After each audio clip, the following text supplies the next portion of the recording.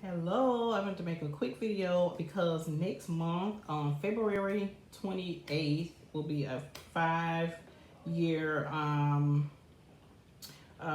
years diabetic for me. So that's next month. So I just wanted to talk about the journey. The 5 years honestly has flew by.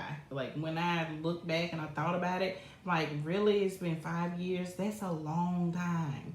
So I'm gonna kind of start from the beginning, and I'm gonna do a quick little overview of how the 5 years have been. But I do have a video that I made a few years ago, which was about my diabetic diagnosis, that I'll try to tag down in the description. You can watch that one. That one is more detail about how I was diagnosed and the things was going on.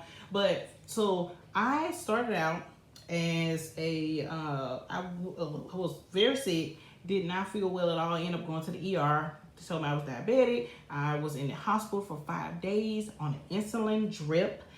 That's how bad it was. Like I had an IV in my arm with insulin running through there. So that I was there for 5 days, and after that, my entire life changed. I mean, things like just orange juice. We didn't buy orange juice in the house anymore because I learned that's straight sugar. Juice, instantly sugar ejects your sugar. It takes your sugar straight up. I had to watch things I was eating. I had never watched what I eat. I never had to think about how much what is in this meal that I'm about to eat. Is it a lot of sugar in this? Is it more protein in? Is it more like, I never had to think those thoughts. So I had to have a dietitian teach me. Two different occasions broke down how I need to eat from there. It was total life change, very traumatic.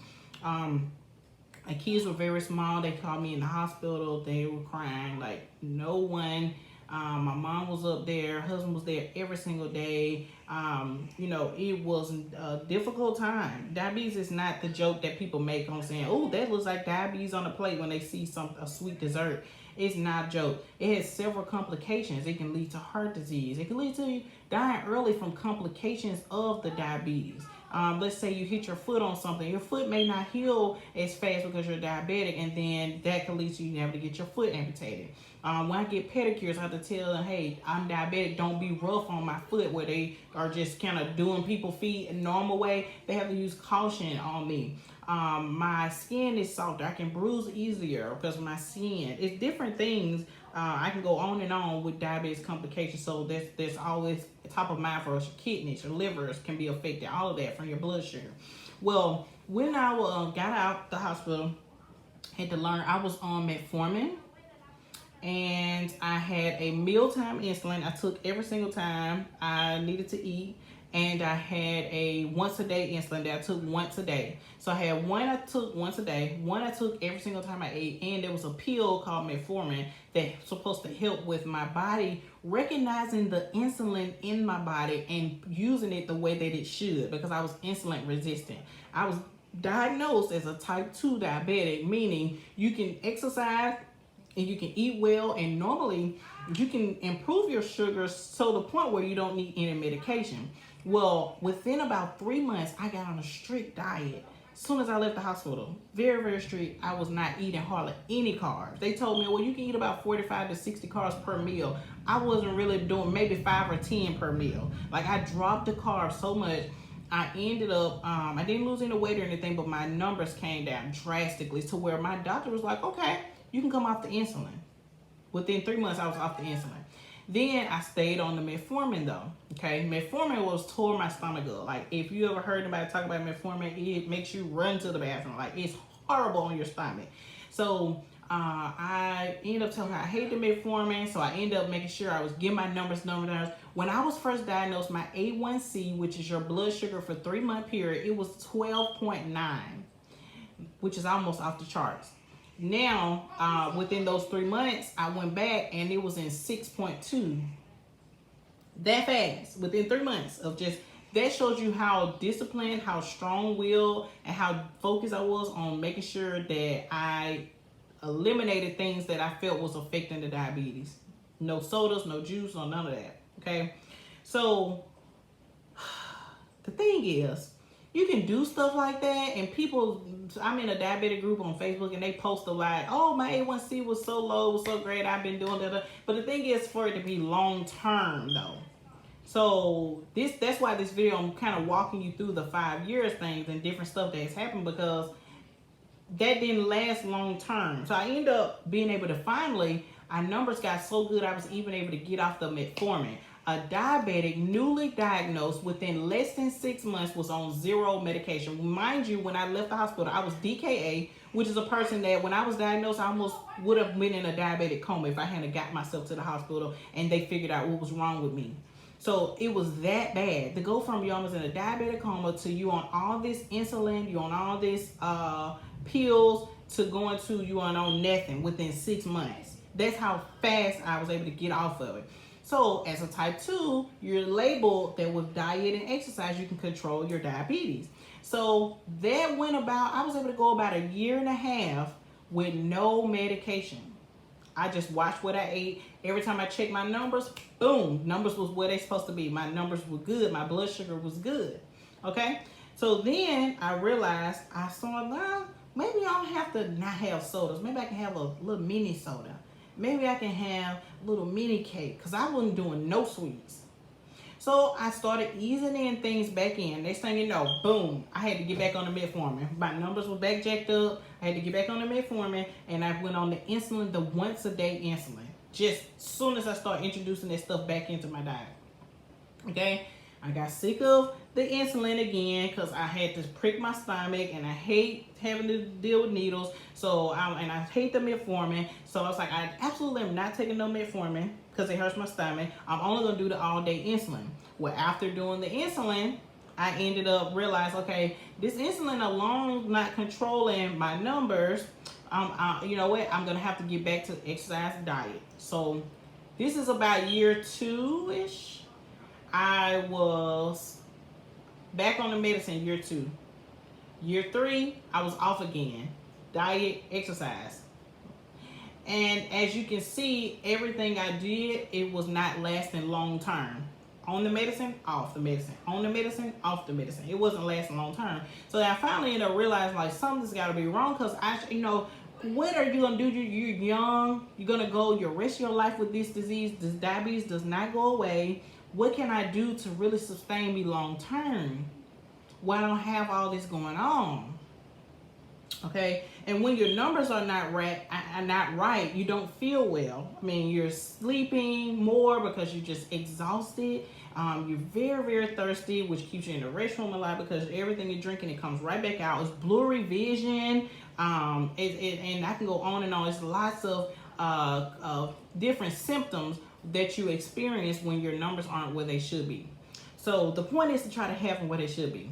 I'm saying all this to say we eventually got to the point where my endo, she ended up recognizing that I'm not type 2. I was misdiagnosed. I am what's considered a 1.5. The reasons why I was getting on and off the medicine and diet and exercise alone was not really helping me long term is because I am not just a type 2 diabetic. I am a 1.5, which is in the middle of a 1 and in the middle of a 2, which is 1.5 a LADA, which is LADA, L-A-D-A. What that means is a type 1 person is insulin dependent. They have to take insulin. They already know the rest of their life you take insulin. It ain't no, let me do this, do that to try to get off this medicine and get myself relieved from this, overcome this diabetes. It ain't none of that.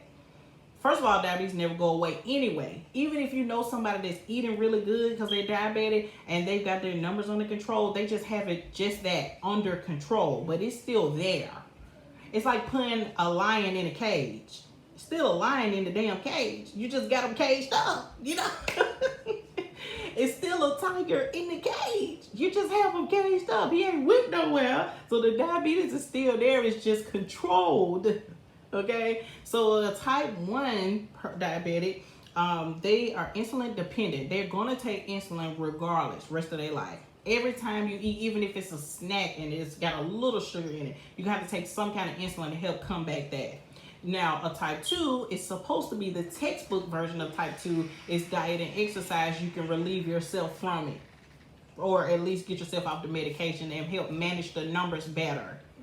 I'm in the middle where I have to do diet, exercise, and take insulin, to the point where next month is my 5th year being diabetic, and I am on an insulin pump. So let all that register. DKA, hospital 5 days, getting pumped with insulin for 5 straight days. And when I left, my number still was high, but it was high enough where they were comfortable to let me go home and do some work on my own at home. I was in diabetic coma. On all this medicine, got off all the medicine, back on medicine, back on insulin, till realizing something must not be right, to where my doctor ended up doing whatever testing stuff she did and confirming you are a 1.5, you're a lotto. You have to take insulin. So I'm on an insulin pump now, which gives me insulin all day long on its own to keep my numbers level. And I still have bad days because it's diabetes. It's just like what I tell people, even like, for example, my husband has high blood pressure. Even if he was to eat the best meal, no salt, do everything he's supposed to do, exercise, all of that, he's still gonna have days where your blood pressure is high because you have high blood pressure. Just like diabetes, I'm still gonna have days where my numbers aren't where they need to be, and it's affecting me getting around and moving around. One day, my numbers were up so bad, I was in bed the whole day. I wasn't able to even get up. I had in my mind that day, it was an off day. I was like, I'm just gonna clean the house, kind of do stuff around the house, get the house in order. I think we had a vacation coming up soon. I was like, I'm just gonna wash clothes, I'm gonna pack, do things. I had these little things around the house planned.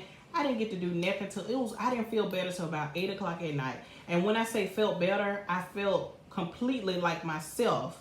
And it was nighttime by then. So I squeezed in the stuff I could get done, and then it's time to go back to bed. It's nighttime. What's gonna be a midnight, 2 o'clock in the morning, wash clothes? So the thing is, it is a disease that is uncontrollable, but you can try to control it with diet, exercise, and then the medications. So that is my story. I was misdiagnosed, not in error to my doctor. I think it was so new, and they had to watch it for trends. And also, as time goes on, things with your pancreas, which it changes. So some people have been diagnosed as 2, and then somehow they end up as a 1 as time went on, because I guess I want to say the condition could worsen or whatever. So, yes, if you know somebody that's a diabetic, give them a hug today. Tell them that you admire them for trying to maintain that beast of a disease. And yes, it could be worse, but it does have several complications. It has several things that can go wrong just because you have it. And no, we didn't do anything to get diabetes. If somebody sit and eat a cake a day, a whole pound cake a day, every day for their life, that don't mean they made themselves be diabetic, okay? Diabetes is something with your insulin. Either your body does not recognize the insulin, so it doesn't really use it like it should, or your body doesn't make enough. So it's all around the insulin piece. Insulin resistant, or you're going to be insulin dependent. I hope something I said here made sense to you. I just want to tell you about my journey. 5 years has flown by. You know, I am thankful that I don't have anything major going on. My doctor did prescribe me a small dose of blood pressure pill to take, because it's the kind that coats your kidneys. And she's saying, you know, they are trying to watch, make sure they protect a diabetic's kidneys, livers, things like that. Their heart, diabetics are more prone to heart disease. So they watch your cholesterol really close. There's so many things they watch close, because diabetes is very serious, even though it's normally the butt of a lot of jokes on social media, but it's not funny at all. Okay? All right, well, you guys have a great day.